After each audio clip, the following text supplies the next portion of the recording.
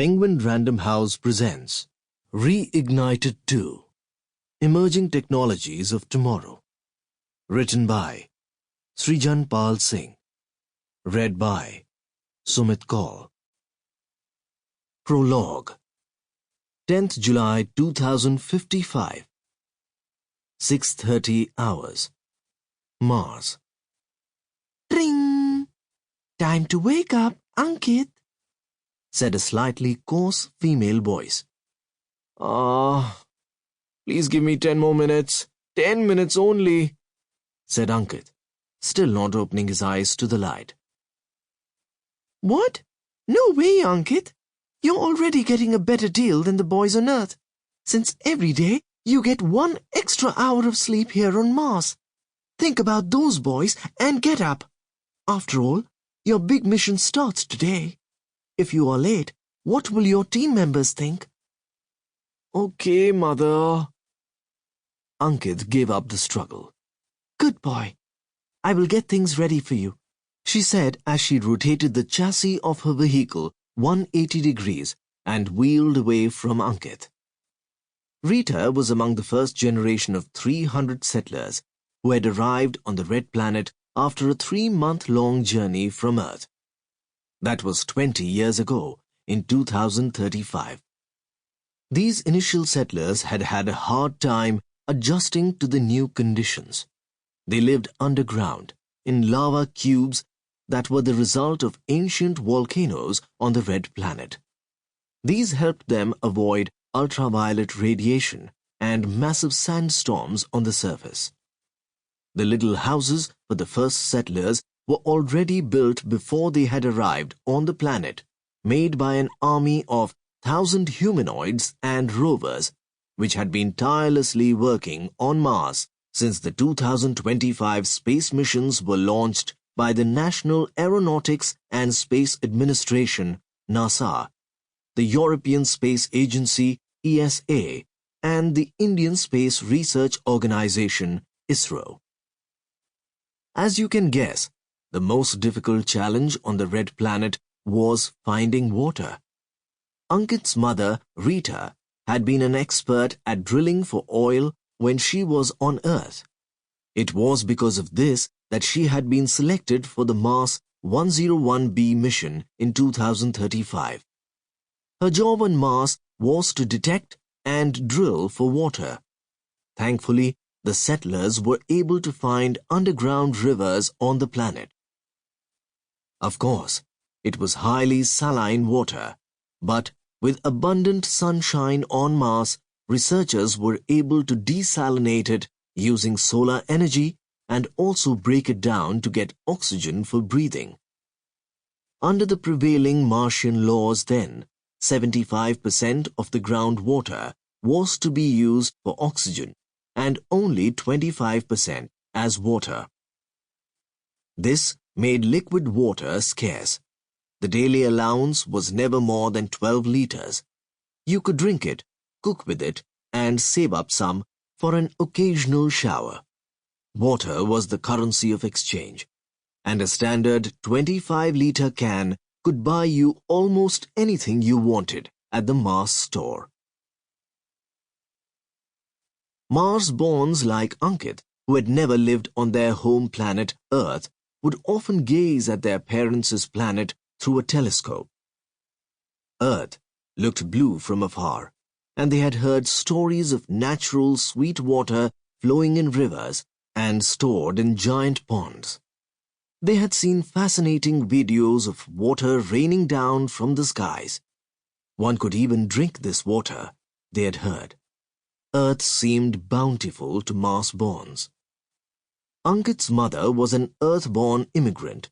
She was 34 years old when she had arrived on the Red Planet, barely making the cutoff age for Martian settlers, which was 35 back when the program started.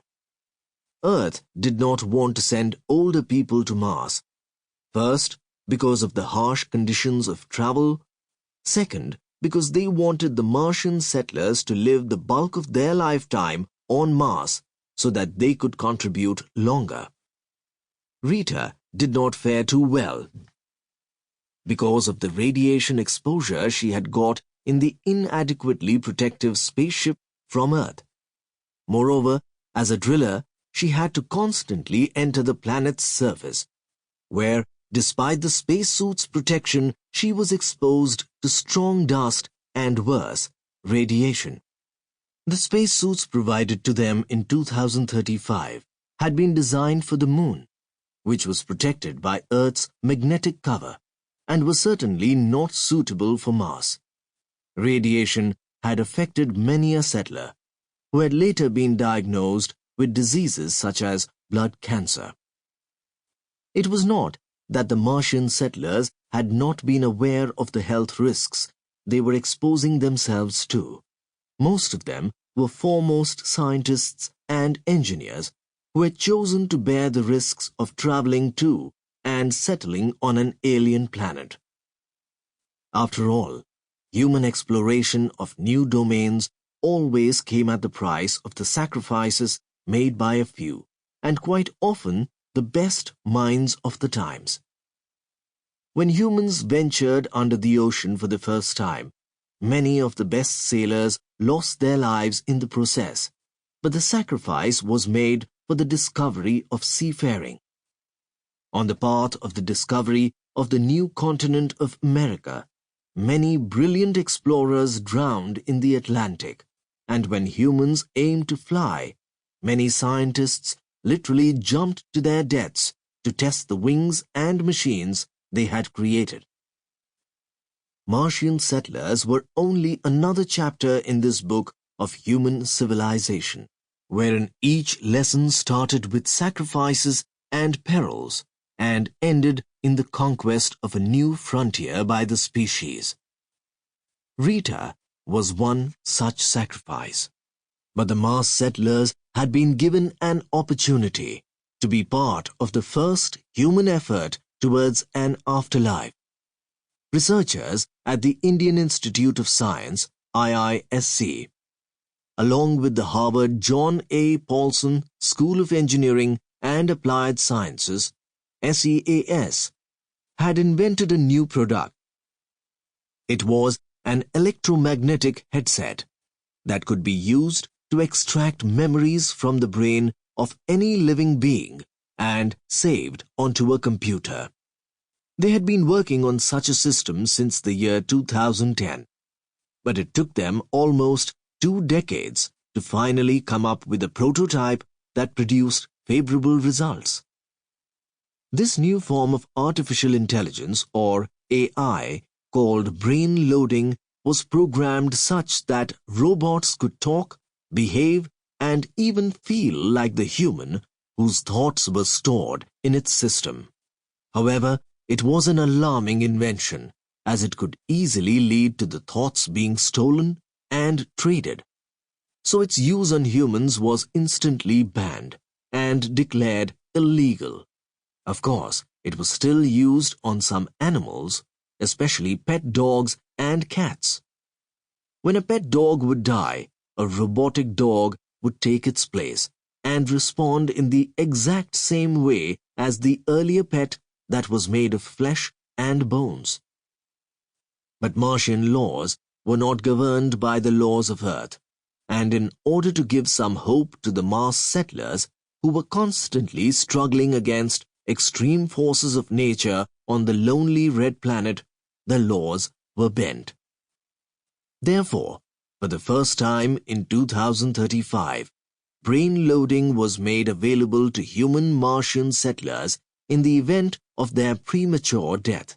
In 2038, with a newborn baby in her arms, Rita was devastated to hear the news of her blood cancer. She was well aware that, with continued exposure to the radiation on Mars, she had no more than 3 years to live. And so, she became the first applicant for the brain loading program.